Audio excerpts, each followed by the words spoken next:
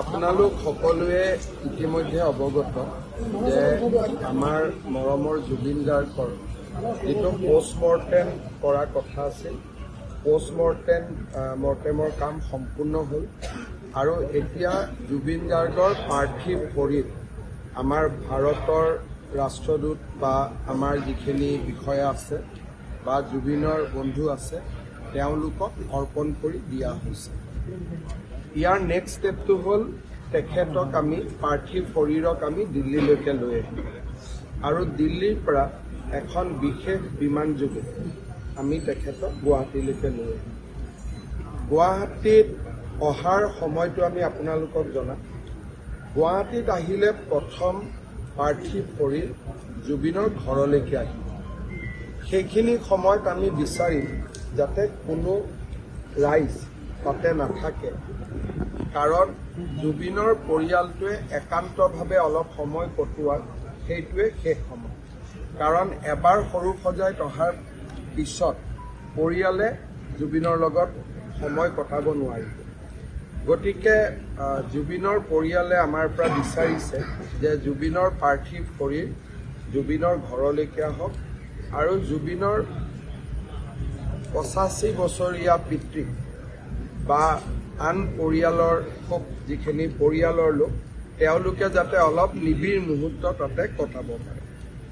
তাতে 1 ঘণ্টা সময় থাকিব আৰু সেইখিনি সময়ত আমাক বেয়া পাব নালাগে। আৰক্ষীয়ে আমি কৈছোঁ যাতে জুবিনৰ পৰিয়ালে জুবিনৰ লগত অন্তৰংগ সময় অলপ কটোৱাৰ পৰিৱেশ এটা যাতে সৃষ্টি কৰি দিয়ে। তাৰ পিছত আমি সৰু সজাইলৈকে তেখেতক লৈ আহিম আৰু আমাৰ ইণ্ডোৰ ষ্টেডিয়ামৰ সন্মুখৰ যিখিনি জেগা আছে তাতে আমি জুবিনৰ পাৰ্থিৱ শৰীৰ ৰাখিম। যদি বহুত বেছি বৰষুণ আদি হয় তেতিয়াহ'লে কণ্টিজেঞ্চি হিচাপে এই জেগাটো আমি ৰাখি থৈ দিম, কিন্তু এইটো বিকল্প। তাতে আমাৰ ব্যৱস্থা হ'ব। তাৰ পিছফালে জুবিনৰ পৰিয়ালে থাকিব পৰা অলপমান ব্যৱস্থা কৰি দিয়া হ'ব। একেবাৰে নিকট বা খুব আত্মীয় মানুহখিনি অলপ চকীত বহিব পৰা ব্যৱস্থা কৰি দিয়া হ'ব। আমাৰ য'ত হেলিপেড আছে, যিসকল ৰাইজে অলপ বেছি দেৰি থাকিব খোজে সেই জেগাটো আমি ডেভেলপ কৰিম।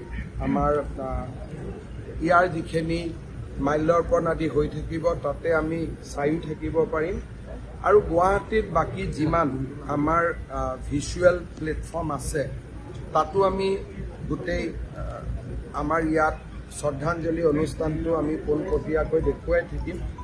আমি জানো যে আমাৰ ইয়াৰ টেলিভিশ্যন সকলেও দেখুৱাই থাকিব। তথাপিতো যিসকল ইয়াত কিছু সময় থাকিব খোজে তেওঁলোকৰ কাৰণে আমি থকাৰ ব্যৱস্থা কৰি দিম।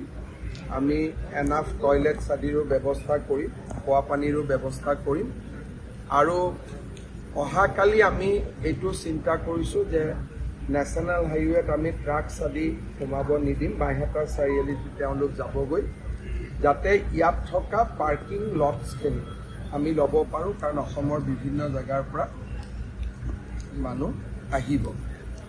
আৰু অহাকালি ৰবিবাৰ আছে, অহাকালি বন্ধ দিয়াৰ কোনো প্ৰাসংগিকতা নাই, কিন্তু যিদিনাখন জুবিনৰ অন্তিম সংস্কাৰ হ'ব সিদিনাখন আমি বিদ্যালয় মহাবিদ্যালয় আদি নিশ্চিতভাৱে আমি বন্ধ দিম।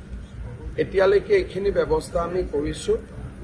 মই আশা কৰিছোঁ যে কালি নিচেই পুৱাতে 6 বাজি বা 7 বাজি নিচেই পুৱাতে আমি জুবিনক গুৱাহাটীত পাম।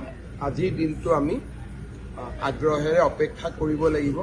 মই চেষ্টা কৰিছিলোঁ আজি আনিবৰ কাৰণে, ছিংগাপুৰৰ কৰ্তৃপক্ষকো কৈছিলোঁ যে পোষ্টমৰ্টেম নকৰাকৈ পঠিয়াবৰ কাৰণে, কিন্তু অসমত যিহেতু তদন্তৰ কথা এটা আহিলে বা এজাহাৰ আদিও আহিলে তাৰ পৰিপ্ৰেক্ষিতত আমি পোষ্টমৰ্টেমটোক খুব বেছি না কৰিবৰ কাৰণে আমি সুবিধা নাপালোঁ, কাৰণ ছিংগাপুৰ কৰ্তৃপক্ষ অলপ সচেতন হৈ গ'ল। ইয়াৰ ফিডবেকখিনি তেওঁলোকেও পায়। সেইকাৰণে আজি অনাৰ যিটো প্ৰচেষ্টা সেইটোত আমি সফল নহ'লোঁ, কিন্তু আজি নিশাৰ ভিতৰতে তেখেত দিল্লীলৈ আহিব আৰু দিল্লীৰ পৰা আমি বিশেষ বিমানেৰে তেখেতক গুৱাহাটীলৈ লৈ আহিম।